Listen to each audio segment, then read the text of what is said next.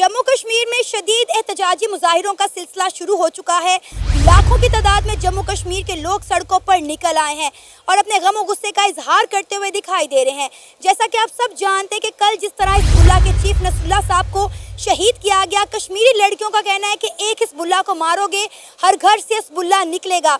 इसी के साथ ही साथ जम्मू कश्मीर के लोग ये डिमांड कर रहे हैं कि इंडिया जो है इसराइल को प्रेशराइज करे और इसराइल को रोक। जानते हैं कि हिजबुल्लाह के जो चीफ नसरुल्लाह साहब को शहीद कर दिया गया, इस वक्त जम्मू कश्मीर के लोग काफ़ी गमो गुस्से का शिकार हैं और वो चाहते हैं कि इंडिया किसी तरह से इसराइल को रोके। वहाँ की ख़वातीन बच्चियाँ सोशल मीडिया पे हमें रोती हुई दिखाई दे रही हैं। वो कह रही हैं कि एक हिजबुल्लाह को मारोगे हर घर से हिजबुल्लाह निकलेगा। जी मैम, सबसे पहले तो आप ये देखें कि आप ये एक्सपेक्ट इंडिया से कर रहे हैं कि इंडिया जो है वो ये मसला सॉल्व आउट करेगा, जबकि ये मसला जो 56 इस्लामी ममालिक की तंजीम है OIC, वो मसला उनसे नहीं हैंडल हो सका, हालांकि वो मुस्लिम्स हैं। और आप ये तवक्को कर रहे हैं कि ये मसला इंडिया सॉल्व करेगा। क्या इंडियन जो है वो एक मुस्लिम स्टेट है जिससे आप तवक्को कर रहे हैं कि वो ये मसला सॉल्व आउट करेगा? ये मुतालबा जम्मू कश्मीर के लोगों का है, मेरा नहीं है, ना पाकिस्तान की आवाम का है। ये मुतालबा जम्मू कश्मीर के लोग इंडिया से कर रहे हैं क्योंकि उन्हें लगता है कि इंडिया शायद उन्हें रोक सकता है। मैम देखें, ठीक है, जम्मू कश्मीर के लोग जो हैं वो एहतजाज कर रहे हैं, रो रहे हैं, बिलबिला रहे हैं, लेकिन वो इसके अलावा कर भी क्या सकते हैं?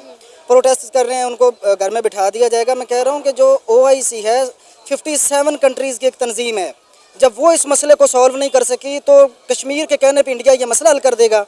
आप देखें कि जब OIC की मौजूदगी में ईरान का जो फ़खरीज़ादे जो था, उनका जो न्यूक्लियर पावर प्लांट चला रहा था, मुल्क को न्यूक्लियर बना रहा था, उसको उन्होंने शहीद कर दिया। OIC तब नहीं कुछ कर सकी।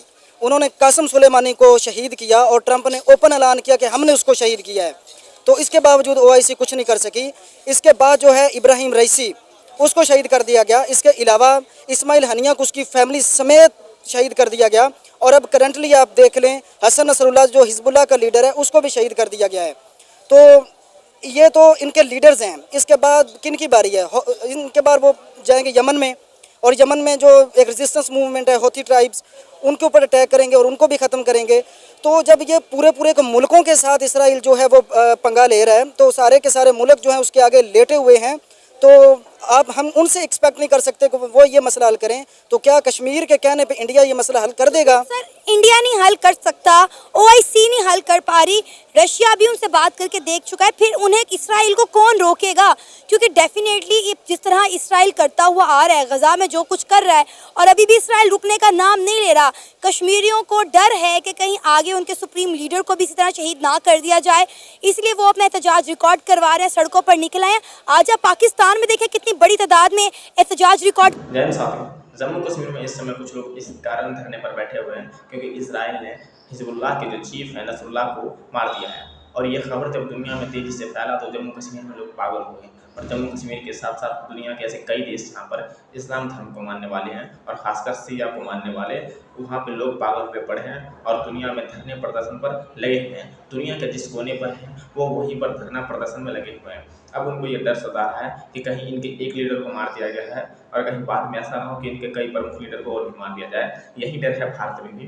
भारत के जो लोग इस समय जम्मू कश्मीर में धरने प्रदर्शन पर बैठे हुए हैं, उनको भी ये डर है कि भारत ही कोई साजिश ना कर दे या फिर ऐसी कोई दुर्घटना ना हो जाए कि इनके जो है हेड मारा जाए और इनका नेतृत्व करता ही कोई ना बचे। इसी कारण लोग धरने प्रदर्शन पर बैठे हैं। जो कि नसरुल्लाह इस समय मारा गया है, उसको तो दुनिया आतंकवादी मानती थी और वो हमेशा छुप छुपा के रहता था 15-20 सालों से, लेकिन फिर भी उनके चाहने वाले बहुत करवाए गए हैं। मैम देखें, एहतजाज से कुछ नहीं होना। ये जो टेक्नोलॉजिकल एडवांसमेंट है ना, आप उसकी अंदाज़ा जो इसराइल ने करंट पेजर्स के ज़रिए किया है, हिजबुल्लाह के कितने लोग उन्होंने शहीद भी किए हैं और बाकी ज़ख्मी भी हो गए। पेजर की आप स्टोरी को देखें, उसको थोड़ा सा ओपन करें, आपको पता चलेगा कि इसराइल टेक्नोलॉजी के लिहाज से कितना एडवांस हो चुका है। वो टेक्नोलॉजी को यूज़ करते हुए हमें कंट्रोल कर रहे हैं और हम ये नहीं समझ पा रहे। टेक्नोलॉजिकल एडवांसमेंट उनकी देखें कि उन्होंने पेजर की स्टोरी में यहाँ पे बताना चाहूँगा कि एक वो छोटी सी डिवाइस है। पहले उन्होंने वहाँ लेबनान में उनका इंटरनेट स्लो डाउन किया था कि ये एक नए सिस्टम की तरफ जाएं। उनको पता था कि ये पेजर की तरफ जाएंगे। जब लेबनान ने पेजर का ऑर्डर दिया ताइवान की कंपनी को, तो उसके बाद क्या होता है कि जब इसराइल को पता चल जाता है कि ये पेजर मंगवा रहे हैं आपस में कम्युनिकेशन करने के लिए, तो वो लोग क्या करते हैं कि पेजर की में जो डिवाइस है उसको ओपन करके उसमें एक्सप्लोसिव जो हैं वो डाल देते हैं।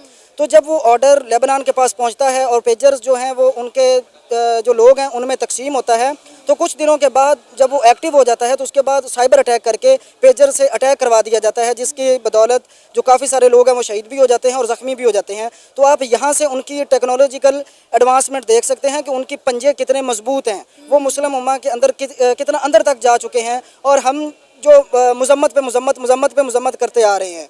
और इसका जो प्रॉपर सोल्यूशन है वो सिर्फ़ और सिर्फ अब निगोशिएशंस नहीं है, इसका एक मिलिट्री सोल्यूशन है। जो पाकिस्तान की 57 स्टेट्स हैं इनको एक मिलिट्री सोल्यूशन इसका निकालना चाहिए। देखें जो करंटली वर्ल्ड ऑर्डर चल रहा है इसको समझने की थोड़ी कोशिश करें। जो करंट वर्ल्ड ऑर्डर है ये वर्ल्ड वार 2 के बाद जो इस्टेब्लिश हुआ है, जिसमें IMF, वर्ल्ड बैंक और इस तरह के जितने भी इदारे हैं वो जो है वो अमेरिका के कंट्रोल में है। और अल्टीमेटली अमेरिका किसके कंट्रोल में है? अमेरिका जो है वो इसराइल के कंट्रोल में है। किसके ज़रिए? IPAC के ज़रिए।